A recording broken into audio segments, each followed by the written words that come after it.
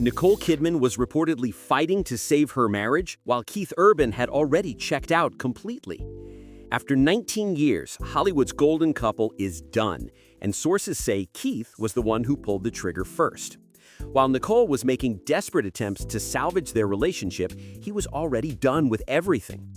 The couple, who seemed inseparable at red carpet events and award shows, have been quietly struggling behind closed doors. Their love story began in 2005 when they met at a G'day USA gala, married in 2006, and survived Keith's rehab stint just months after their wedding. They appeared to be the perfect match. She supported his music career while he celebrated her acting achievements. But it's a story we see time and time again. A woman invests everything to keep the connection alive while the man has one foot out the door. It's a heartbreaking and all too common dynamic that leaves women questioning their worth.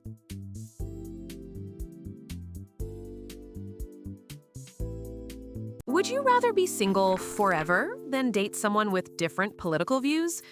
A new global study of over 13,000 women across 144 countries found that for many, the answer is absolutely yes. A staggering 47% of far-left women and 41% of right-leaning women would rather fly solo than compromise on politics, while only 22% of moderates felt the same way. In the last 20 years, we've started sorting ourselves by politics more than any other trait. You're more likely to have a long-term partner you don't find attractive than one with opposite political views. It's not just about who you vote for anymore.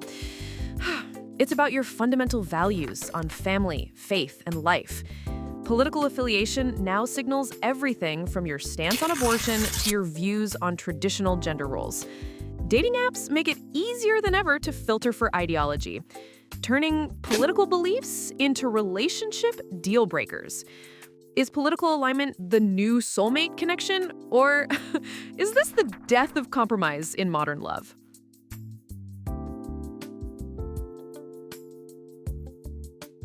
A Tennessee teen who went missing 15 years ago is now engaged to the very cop who led the search for her, and people have serious questions. While the story is being framed as a heartwarming reunion, many are pointing to the deeply uncomfortable power dynamics at play here. She was a vulnerable missing child when they first met, and he was the authority figure in her time of crisis. Now he's her fiancé, which raises disturbing questions about grooming and inappropriate relationships. The age gap, the power imbalance, and the timing all create a narrative that blurs the lines between rescue and romance. Critics are asking how a professional relationship between a cop and a missing child victim evolved into romance. Was this appropriate? Did he maintain boundaries during her vulnerable years? The story is making people ask hard questions about authority figures who later pursue romantic relationships with people they once helped. It's a narrative that makes many deeply uncomfortable, and rightfully so. Is this a fairy tale or a massive red flag?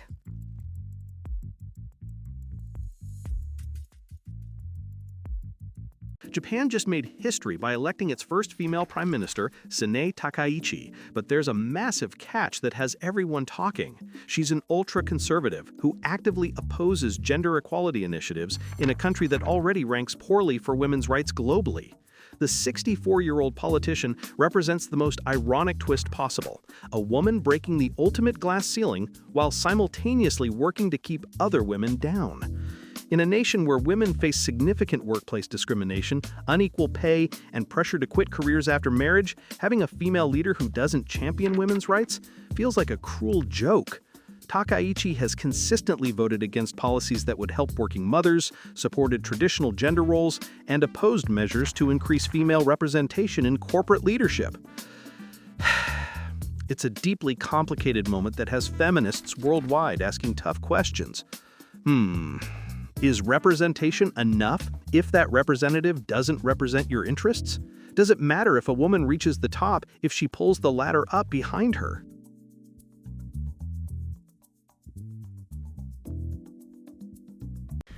The battle for the soul of women's sports is reaching a fever pitch, and female athletes are caught in an impossible situation. The debate around transgender athletes competing in women's categories has become one of the most contentious issues in modern sports. Female athletes train their entire lives, sacrifice everything, only to find themselves competing against biological males who went through male puberty. When they speak up about fairness, safety concerns, or the loss of opportunities and scholarships, they're immediately labeled as bigots and transphobes. Riley Gaines, Martina Navratilova, and other female athletes have faced death threats for defending women's sports. This isn't just about competition. It's about the very definition of what it means to be a woman in athletics. Female records are being broken, scholarships are being lost, and safety concerns in contact sports are being dismissed. The controversy is tearing apart the sports world, with athletes forced to choose between their careers and their convictions. Are we protecting women's rights, or are we systematically erasing them from their own sports?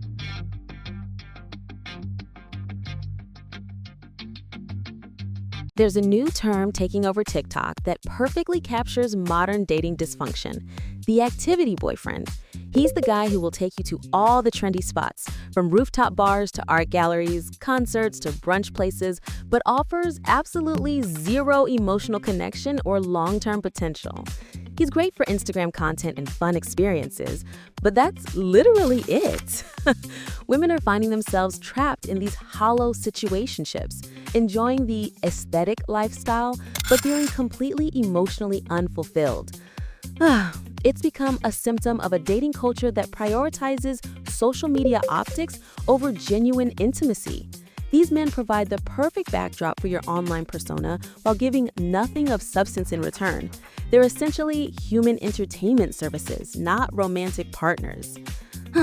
The trend highlights how women are settling for performative relationships that look good from the outside but leave them empty inside.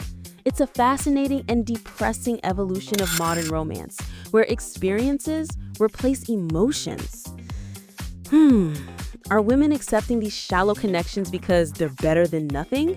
Or is this just another phase in our increasingly superficial dating landscape?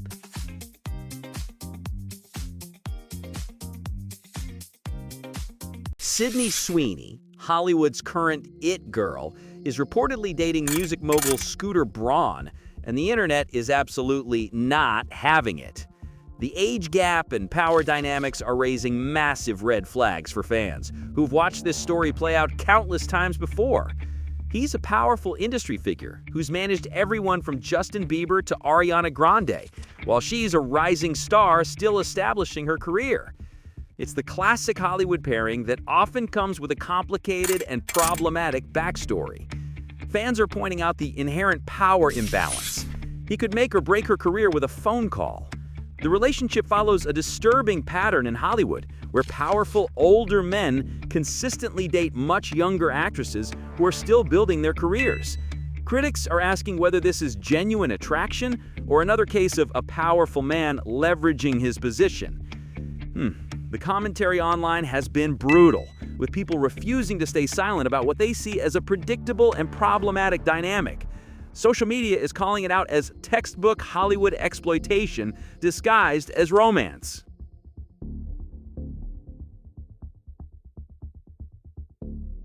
There's a TikTok star whose entire brand is built around how lightning fast she blocks men in the dating world, and her content is resonating with thousands of fed-up women. She's not waiting around for explanations, second chances, or giving men the benefit of the doubt. One wrong move, inappropriate comment, or red flag behavior, and they're immediately blocked and deleted from her life. Her videos detail the specific reasons she blocks men, from sending unsolicited photos, to making disrespectful comments, to showing up late without apology. The content is striking a chord with women who are exhausted from wasting time on men who don't meet basic standards of decency. Her approach represents a new form of dating empowerment where women prioritize their peace and time over giving endless chances to unworthy men. Critics argue she's too harsh and quick to judge, while supporters see her as a hero protecting her energy. The debate rages across social media about whether this ruthless efficiency in dating is healthy self-protection or an unrealistic standard.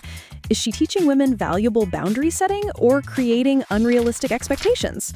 The conversation reveals deep frustrations with modern dating culture and male behavior.